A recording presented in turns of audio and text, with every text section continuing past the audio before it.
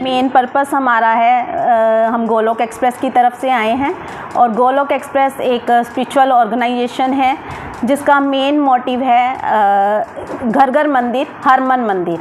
और हमारे जो फाउंडर है वो ऑस्ट्रेलिया में रहते थे, लेकिन जो है अब परमानेंट ऑस्ट्रेलिया छोड़कर जो है वापस इंडिया आ रहे हैं।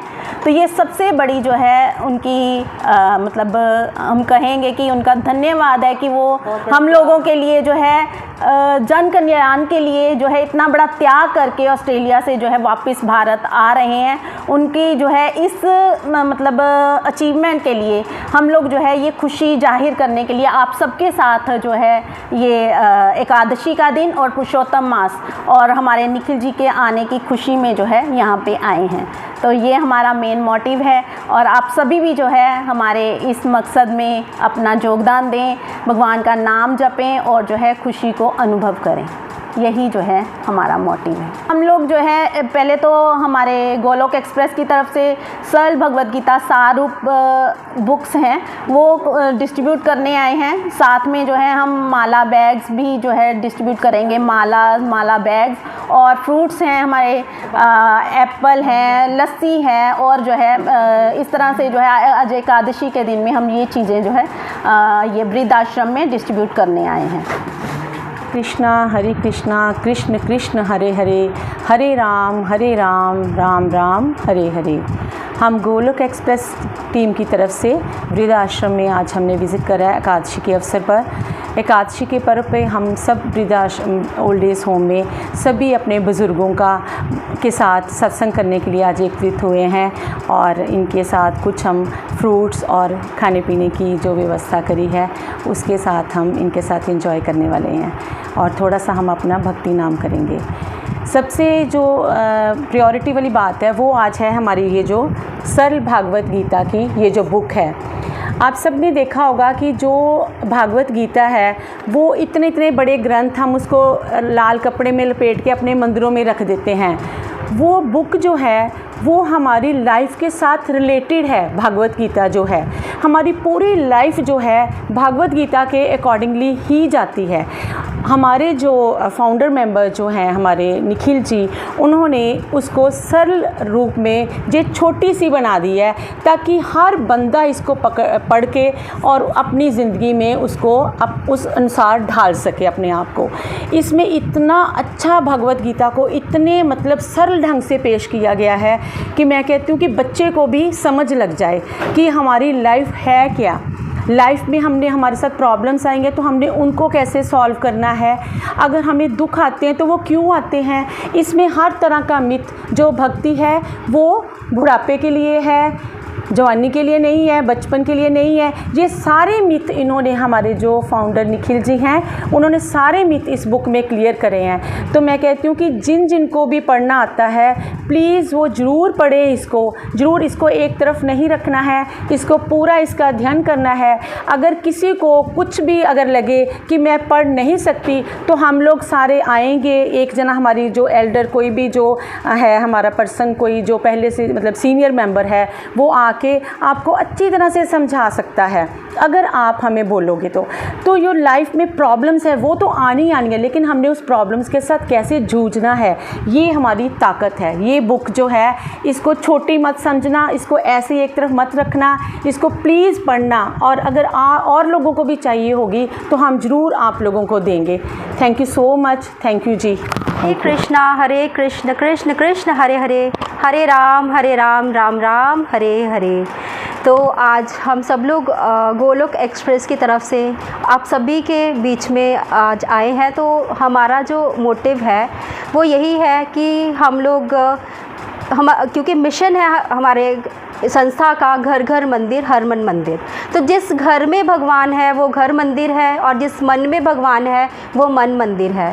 तो क्योंकि हम लोग अक्सर संसार में करते क्या है, हमारा सिर्फ एक ही मतलब होता है, हर टाइम हम जो कुछ भी कर रहे हैं उसका मकसद एक ही है कि हम लोग खुशी ढूंढ रहे हैं। तो जैसे कि यहाँ पे बहुत सारे वृद्ध लोग हैं, आप लोगों ने अपने बचपन से लेके अब तक बहुत कुछ किया होगा, कईयों ने घर भी बनाए हैं, है ना, नौकरियाँ की हैं। तो जो भी हम ज़िंदगी में करते हैं उसका जो मतलब होता है वो एक ही होता है कि हमें ज़िंदगी में खुशी मिले।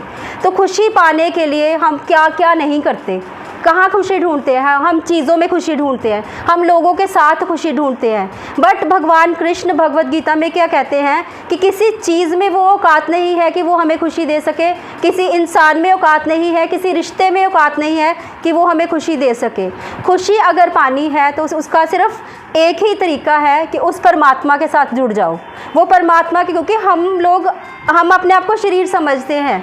तो आप सोचो कि जब हम लोग पैदा नहीं हुए थे तो क्या हम यही शरीर थे? क्या जब हम ये शरीर त्याग देंगे तो क्या हम यही रहेंगे?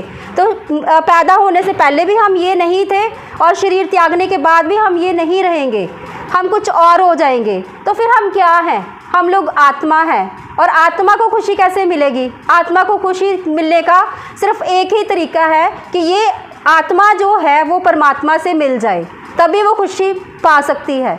आत्मा का असली घर वो परमात्मा का घर है।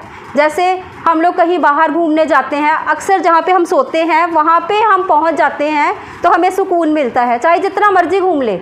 उसी तरह से ये आत्मा करोड़ों जन्मों से घूम ही रही है। क्यों घूम रही है? क्योंकि ये परमात्मा के लिए काम ही नहीं कर रही। ये काम किसके लिए कर रही है?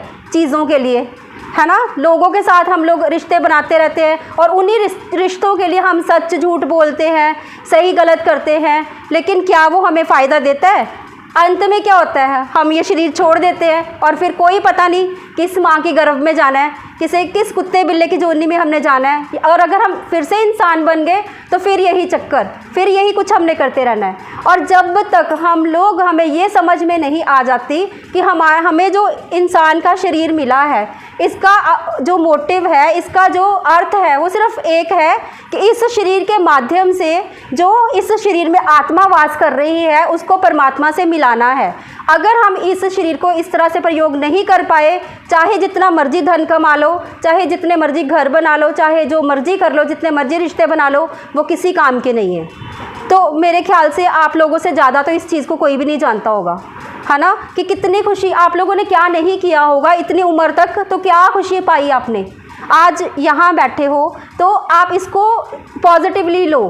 क्यों पॉजिटिवली लो? क्योंकि यहाँ पे आज आप अगर परिवार के झंझटों में नहीं फंसे ना, तो ये उसकी कृपा है। आप उसके साथ कनेक्ट हो सकते हो, आप भगवान के साथ कनेक्ट हो सकते हो। और इस जो जन्म ये जो मिला है, इसको अभी जितनी भी हम लोगों की उम्र है, इसको हम इतना यूज़ करें, इतना इसका प्रयोग करें कि जितना हो सके हम उस परमात्मा के साथ कनेक्ट हो और इस आत्मा को जो अपना असली मतलब है ना, वो उसको अटेन कर पाए और असली धाम को हम प्राप्त कर पाए।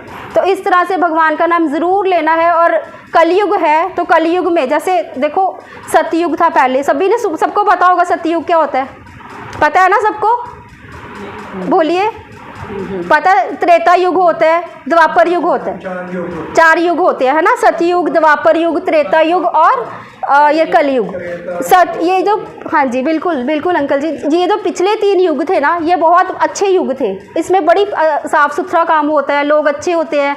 तो उसमें लेकिन भगवान को पाना बहुत मुश्किल है ना। वो बहुत मुश्किल कैसे है? आपने सुना होगा, कथाओं में हम लोगों ने सुना है कि फ़लाने बंदे ने, फ़लाने ऋषि ने कई करोड़ों जन्म तप किया। कई बार हमने सुना है उसने एक पैर पे खड़े होकर तप किया, है ना। कई बार हमने सुना है कि उसके ऊपर बर्फ़ ही जम गई थी, जब मिट्टी की सांपों ने उसके ऊपर घर बना लिया था। तो कितने कितने करोड़ों वर्ष तप करके भगवान मिलते थे, भगवान दर्शन देते थे।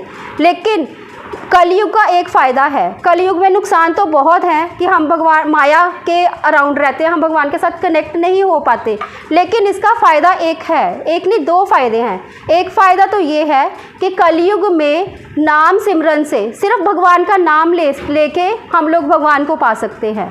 और दूसरा फ़ायदा ये है कि कलयुग में जैसे द्वापर सतयुग में क्या होता है कि आपके मन में कुछ किसी के लिए गलत चल रहा है ना, आपको उसका पाप लगता है, हम सबको उसका पाप लगता है। लेकिन कलयुग में जब तक हम किसी का बुरा नहीं करते हमें उसका पाप नहीं लगता। कई बार क्या होता है हमारे साथ कोई बुरा करता है तो ये आम बात है, हम कहते हैं भगवान इसके साथ भी ऐसा करे, तो हम उसका बुरा ही सोच रहे हैं ना बेसिकली, तो ऐसे सोच का पाप नहीं लगता। सत्य युग में, त्रेता युग में, द्वापर युग में इस चीज़ का भी पाप लगता है और हमें जन्म मरण के चक्कर में फंसना पड़ता है। कलयुग में वो तभी भोगना पड़ता है अगर हम सच में वो पाप करेंगे। तो अगर आज हम कलयुग में पैदा हुए ना तो कहीं ना कहीं हम लोग ब्लेस्ड हैं, हमारे पे असीम कृपा है। क्यों? क्योंकि हम लोग बड़ी आसानी से उस परमात्मा को पा सकते हैं। नमस्कार, मेरा नाम अर्पणा शर्मा है। मैं वृद्धाश्रम जो जीवनवाल बबरी में स्थापित है, जो हेल्पेज इंडिया द्वारा चलाया जा रहा है, वहाँ पे बतौर मैनेजर अपनी सेवाएं प्रदान कर रही हूँ। आज यहाँ पे गोलक प्रेस के टीम मेंबर्स आए हैं जिन्होंने बुज़ुर्गों के साथ छोटा सा भजन कीर्तन किया है एकादशी के उपलक्ष्य पे, और साथ ही बुज़ुर्गों को श्रीमद् भागवत गीता का सरल सार जो है वो डिस्ट्रीब्यूट किया है। उसके साथ उन्होंने बुज़ुर्गों के लिए कुछ खाने पीने के लिए फल और लस्सी का इंतज़ाम किया था जो बुज़ुर्गों में बांटा गया है। मैं इन टीम मेंबर्स का बहुत बहुत धन्यवाद करती हूँ। ये समय समय पर वृद्धाश्रम में आते हैं और बुज़ुर्गों के बीच में बैठ के प्रभु सिमरन करते हैं। धन्यवाद।